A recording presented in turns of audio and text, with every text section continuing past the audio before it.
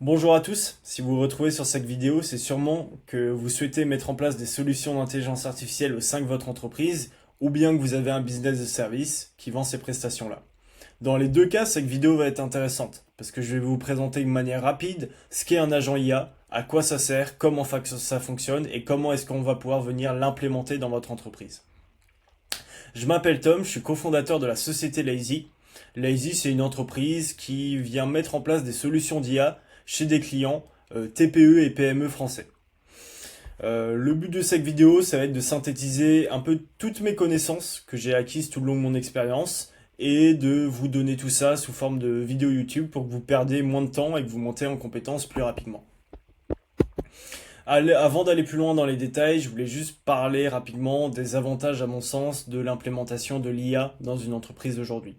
Pour moi, il y a deux avantages principaux. Le premier étant le gain de temps sur les tâches à faible valeur ajoutée. On entend très souvent que l'intelligence artificielle va remplacer les humains sur certains métiers.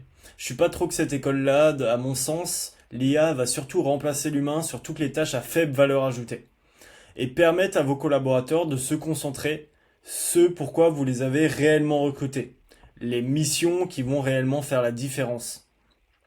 J'ai parlé avec énormément de dirigeants de TPE, PME, et ce qu'il en ressort, c'est qu'en général, tous les collaborateurs vont passer 50% du temps sur des tâches à faible valeur ajoutée. Rechercher des documents, faire des rapports, répondre à des mails, répondre aux collaborateurs, etc., etc. Et en fait, ils vont passer uniquement 50% de leur temps sur les missions principales et ce qui apporte vraiment la valeur pour votre entreprise. L'IA, pour moi, va régler tous ces problèmes. Le deuxième avantage, à mon sens, ça va être la personnalisation des interactions. Personnalisation des interactions avec vos clients, vos prospects, mais également en interne. Pour moi, aujourd'hui, dans un monde où l'IA existe, il n'y a plus aucune raison d'envoyer des mails génériques aux clients, que ce soit en prospection ou aux clients pour une notion de suivi client. Toutes les interactions que vous allez avoir vont maintenant pouvoir être personnalisées aux besoins du client. Ce qui va typiquement dans une logique de prospection, si vous faites du cold emailing, ça va être beaucoup plus ciblé et beaucoup plus intéressant pour le prospect. Ces deux avantages-là, pour moi, c'est ce qui va faire que les entreprises qui vont venir mettre en place l'intelligence artificielle vont avoir un avantage concurrentiel énorme sur leur marché à court et moyen terme. On va rapidement voir la différence entre ChatGPT et un agent IA, parce que c'est vrai que l'IA c'est un sujet assez nébuleux. Globalement, la plus grosse différence, le plus simple, c'est que je vous donne un exemple. Aujourd'hui, vous voulez répondre à un mail avec ChatGPT. Vous allez devoir copier-coller le mail que vous avez reçu, l'envoyer à ChatGPT, faire un bon prompt pour qu'il vous donne un bon mail de réponse. Vous allez vous rendre compte que le prompt n'était pas forcément le meilleur, donc on va devoir retravailler le mail de base ou refaire des allers-retours avec ChatGPT. Et quand vous avez le mail qui vous convient, on le copie, on le colle et on l'envoie au client. Au final, dans le meilleur des cas, on va gagner un peu de temps et dans le pire des cas, on va perdre du temps et en fait, on aurait mieux fait de répondre à la main directement au client. La différence avec un agent IA, c'est que l'agent IA, il va faire toutes ces étapes-là en autonomie. L'agent IA, il va analyser le mail que vous venez de recevoir, voir s'il a les capacités d'y répondre. S'il a les capacités d'y répondre, il va rédiger une réponse et il va directement l'envoyer au client sans que vous ayez eu besoin d'intervenir une seule fois sur toutes ces phases-là. Et c'est ça le gros avantage aujourd'hui des agents IA.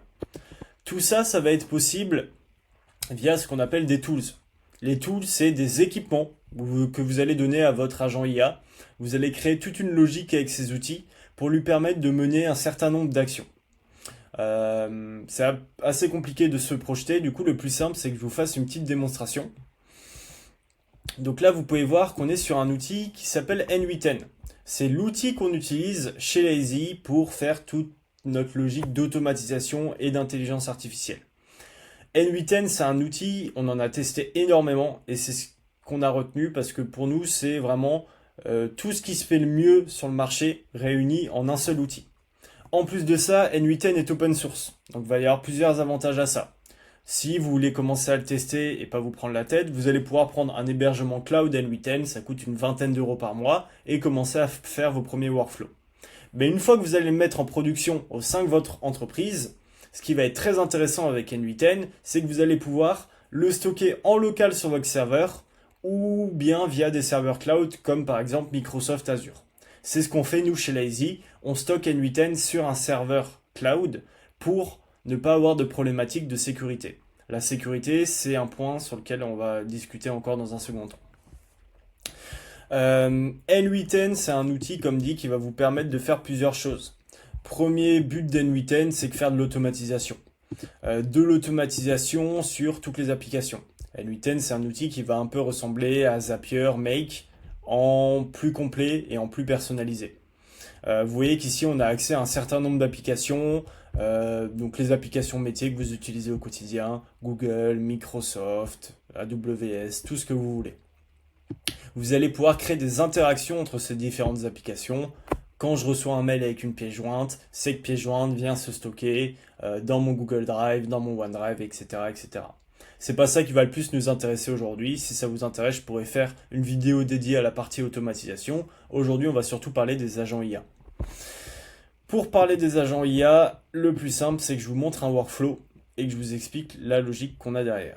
Donc ça, c'est un workflow assez simple. Ça peut paraître complexe, hein, mais en réalité, une fois qu'on a pris en main l'outil, c'est des choses qu'on va pouvoir faire. Donc là, vous voyez qu'on a tout un chemin. Donc ici, c'est le trigger, ce qui va déclencher notre workflow. En l'occurrence, là, c'est quand on reçoit un message, mais ça pourrait très bien être quand un nouveau document est ajouté à une base de données, quand on reçoit un mail à une adresse mail spécifique, etc., etc. Quand on reçoit ce message va être envoyé à un agent IA. Donc ça, c'est un agent IA. L'agent IA, faut le voir un peu comme un chef d'orchestre.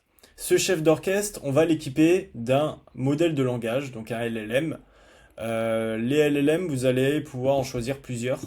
Donc il y a de l'Anthropic, Azure OpenAI, ChatGPT, Mistral, etc.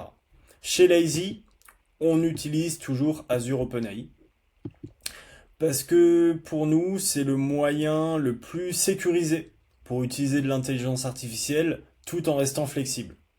Pour faire très rapidement cette notion de sécurité qui reste importante, c'est que aujourd'hui, si vous utilisez l'API de ChatGPT en direct, OpenAI sont assez flous sur le traitement des données.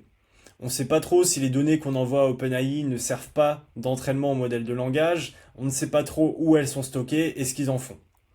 Alors que, du fait du partenariat de Microsoft et OpenAI, Microsoft ont eu la possibilité de copier-coller les modèles de langage d'OpenAI sur les serveurs de Microsoft.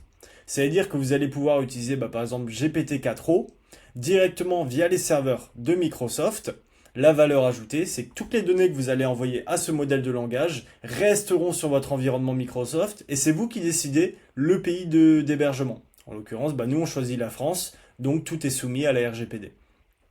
En termes de sécurisation, c'est beaucoup mieux si vous souhaitez mettre ça en production dans votre entreprise. Et pour moi, c'est le minimum en termes de sécurité. Donc on va équiper cet AI agent d'un check model.